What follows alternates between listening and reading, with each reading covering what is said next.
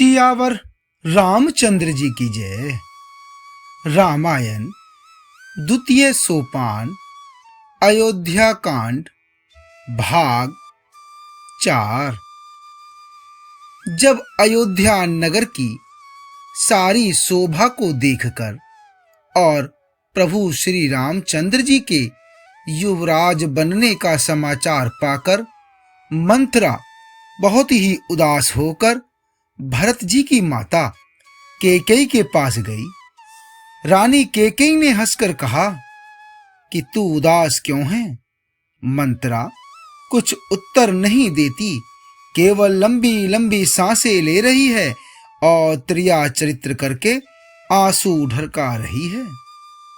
रानी हंसकर कहने लगी कि तेरे बड़े गाल हैं, तू बहुत बढ़ बढ़कर बोलने वाली है। मेरा मन कहता है कि लक्ष्मण ने तुझे कुछ सीख दी अर्थात तुझे दंड दिया है, तब भी वह महापापनी दासी कुछ भी नहीं बोलती। ऐसी लंबी सांस छोड़ रही है मानो काली नागिन फुफकार छोड़ रही हो। तब रानी ने डरकर कहा, अरे कहती क्यों नहीं? श्री रामचंद्र, राजा लक्ष्मण, भरत और शत्रुघ्न कुशल से तो हैं। यह सुनकर कुबरी मंथरा के हृदय में बड़ी ही पीड़ा हुई। वह कहने लगी, हे माई, हमें कोई क्यों सीख देगा और मैं किसका बल पाकर गाल बजा रही हूं? अर्थात बढ़ बढ़कर बोलूंगी। रामचंद्र को छोड़कर आज और किसकी कुशल है जिन्हें राजा युवराज पद दे रहे हैं? आज कौशल्या को विधाता बहुत ही अनुकूल हुए हैं, यह देखकर उनके हृदय में गर्व समाता नहीं। तुम स्वयं जाकर सब शोभा क्यों नहीं देख लेती, जिसे देखकर मेरे मन में क्षोभ हुआ है?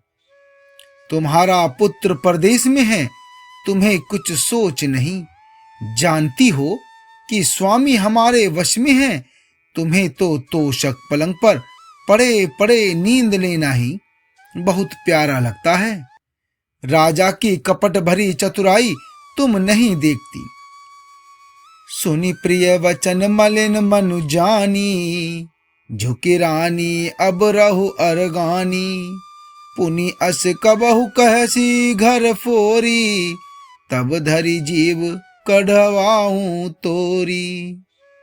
मंथरा के प्रिय वचन सुनकर किंतु उसको मन की मैली जानकर रानी झुककर डांट कर बोली, बस अब चुप रह घर फोड़ी, कहीं की जो फिर कभी ऐसा कहा तो तेरी जीभ पकड़कर निकलवा दूंगी। काने खोरे कुबरे कुटिल कुचाली जानी, तिये विशेषी पुनि चेरी, कही भरत मातुम सुकानी। अर्थात कानों, लंगड़ों और कुबड़ों को कुटिल और कुचाली जानना चाहिए, उनमें भी स्त्री और खासकर दासी। इतना कहकर भरत जी की माता कैकेयी मुस्कुरा दी और फिर बोली, हे प्रिय वचन कहने वाली मंथरा, मैंने तुझको यह सीख दी, शिक्षा के लिए इतनी बात कही है। मुझे तुझ पर स्वप्न में भी क्रोध नहीं है। सुंदर मंगलदायक शुभ दिन वही होगा जिस दिन तेरा कहना सत्य होगा, अर्थात श्री राम का राज तिलक होगा। बड़ा भाई स्वामी और छोटा भाई सेवक होता है, यह सूर्य वंश की सुहावनी रीति ही है। यदि सचमुच कल ही श्री राम का तिलक है तो हे सखी, तेरे मन को अच्छी लगे वही वस्तु मांग ले, मैं उसे ही दूंगी। राम को सहज स्वभाव से सब माताएं कौशल्या के समान ही प्यारी हैं। मुझ पर तो वे विशेष प्रेम करते हैं, मैंने उनकी प्रीति की परीक्षा करके देख ली है। जो विधाता कृपा करके जन्म दे तो ये है भी दे कि श्री रामचंद्र पुत्र और सीता बहू हो। श्री राम मुझे प्राणों से भी अधिक प्रिय हैं।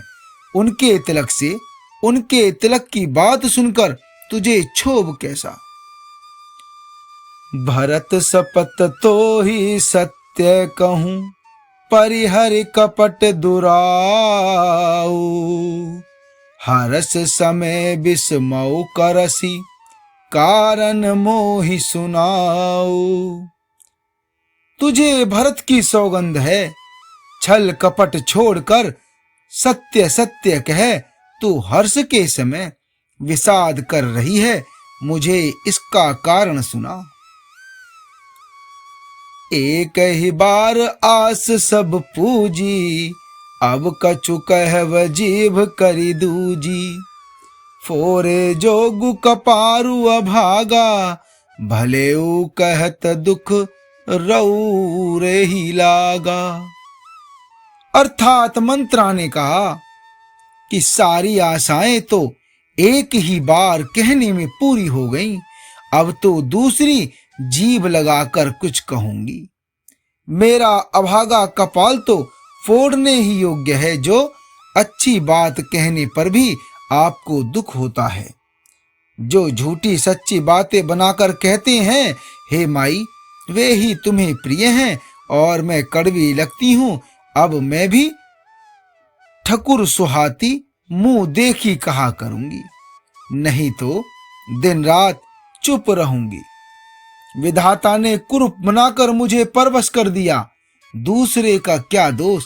जो बोया सो काटती हूं, दिया सो पाती हूं। कोई भी राजा हो, हमारी क्या हानि है।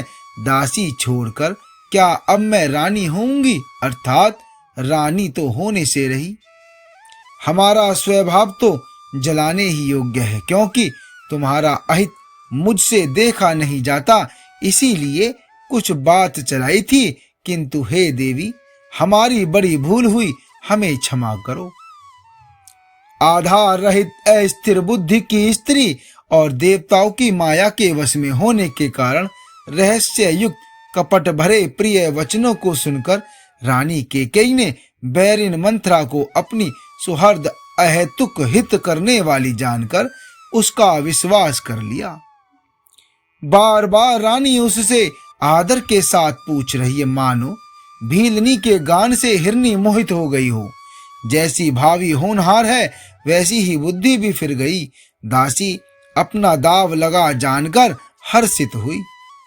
तुम पूछती हो, किंतु मैं कहते डरती हूं, क्योंकि तुमने पहले ही मेरा नाम घर फोड़ी रख दिया है। बहुत तरह से गढ़ छोड़कर खूब विश्वास जमाकर तब वह अयोध्या की 7.5 शनि की 7.5 वर्ष की दशा रूपी मंथरा बोली कि हे रानी, तुमने जो कहा कि मुझे सीता राम प्रिय हैं और राम को तुम प्रिय हो, सो यह बात सत्य है, परंतु यह बात पहले थी। समय फिर जाने पर मित्र भी शत्रु हो जाते हैं। सूर्य कमल के कुल का पालन करने वाला है, पर बिना जल के वही सूर्य उनको कमलों को जलाकर भस्म कर देता है।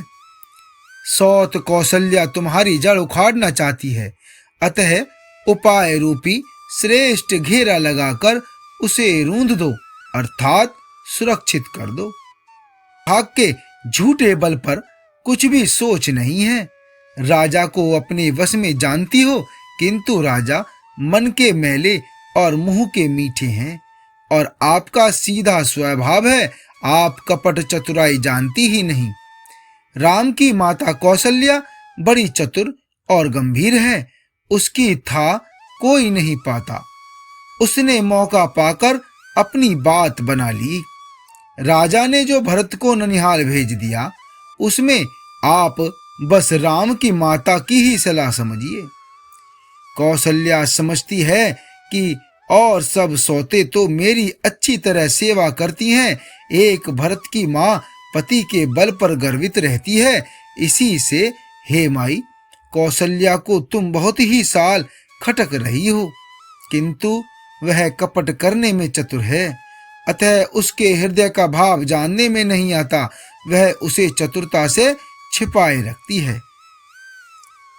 राजा का तुम पर विशेष प्रेम है, कौशल्या सौत के स्वभाव से उसे देख नहीं सकती, इसीलिए उसने जाल रचाकर राजा को अपने वश में करके भरत की अनुपस्थिति में राम के राज तिलक के लिए लग्न निश्चय करा लिया। राम को तिलक हो, यह कुल रघुकुल के उचित ही है और यह बात सभी को सुहाती है और मुझे तो बहुत ही अच्छी लगती है, परंतु मुझे तो आगे की बात विचार कर डर लगता है। दैव उलटकर इसका फल उसी कौशल्या को दे। इस तरह करोड़ों कुटिलपन की बातें गढ़ छोड़कर मंथरा ने कैकेयी को उल्टा सीधा समझा दिया और सैकड़ों सौतों की कहानियां इस प्रकार बना बना कर कहीं जिस प्रकार विरोध बढ़े। होनहारवश कैकेयी के मन में विश्वास हो गया। रानी फिर सौगंध दिलाकर पूछने लगी कि हे मंथरा, बोली क्या पूछती हो? अरे तुमने अब भी नहीं समझा, अपने भले बुरे को अथवा मित्र शत्रु को तो पशु भी पहचान लेते हैं। पूरा पखवाड़ा बीत गया, सामान सजते, और तुमने खबर पाई है आज मुझसे। मैं तुम्हारे राज में खाती पहनती हूं, इसलिए सच कहने में मुझे कोई दोष नहीं है। यदि मैं कुछ बनाकर झूठ कहती होंगी तो विधाता मुझे दंड देगा। यदि कल राम को राज तिलक हो गया तो समझ रखना कि तुम्हारे लिए विधाता ने विपत्ति का बीज बो दिया। मैं यह बात लकीर खींचकर बलपूर्वक कहती हूं कि हे भामनी, तुम तो अब दूध की मक्खी हो गई हो। जैसे दूध में पड़ी हुई मक्खी को लोग निकाल कर फेंक देते हैं, वैसे ही तुम्हें भी लोग घर से निकाल बाहर करेंगे। जो पुत्र सहित कौशल्या की चाकरी बजाओगी तो घर में रह सकोगी, अन्यथा घर में रहने का दूसरा उपाय नहीं है। कद्रू ने विनीता को दुख दिया था, तुम्हें कौशल्या देगी। भरत कारागार का सेवन करेंगे, जेल की हवा खाएंगे, और लक्ष्मण राम के नायब अर्थात सहकारी होंगे।